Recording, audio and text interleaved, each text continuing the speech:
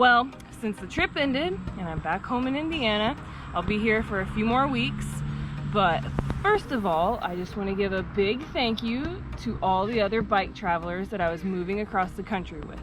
So Audrey, Amos, Andrew, Allison, Missy, Dara, you know, the originals starting out, and then Wes, PSP, Mike, Brian, and all the others who I spent time with on this trip are what really made this thing worthwhile and better than I imagined it was going to be. And I imagined it was going to be pretty awesome.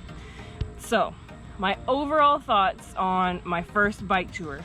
It's the best way to actually see a country. So this Trans Am trip allowed me to see parts of the country that I would have most likely never ever went to. Maybe I would have driven through them at some point, but not actually went to. Ah! So I'm much more likely to just fly by on the interstate and stop at some chain restaurant than to pop my head into Cookie's Cafe in Golden City, Missouri, or stay at a random person's house in Natural Bridge, Virginia. Or get chased by every single dog in Kentucky. Fight with each other.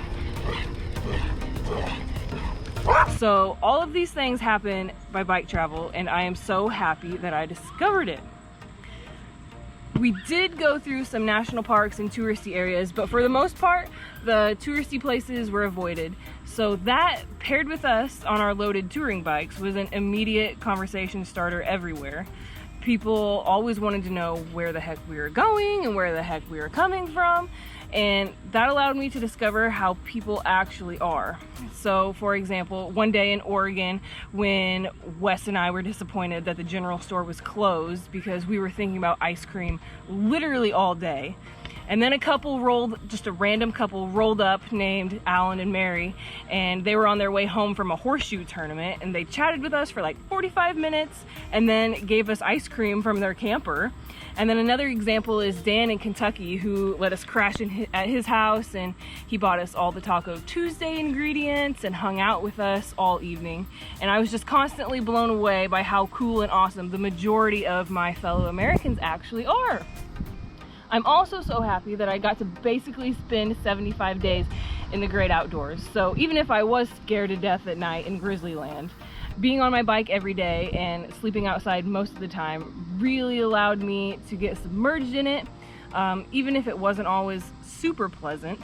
But I was able to see everything without zooming by, and I made eye contact with every single turtle that I helped cross the road, and I waved at every single cow that I went by. And I was able to hear all the sounds, like all the birds chirping and the rivers flowing as I was riding by, and feel all the elements, so the air, the sun, the rain, the moisture, and I was also able to smell everything, like the flowers, the grass, and the roadkill. And I'm just super grateful that the outdoor time, I got to have a ton of it all summer, and towards the end of the trip, I highly preferred sleeping outside instead of inside.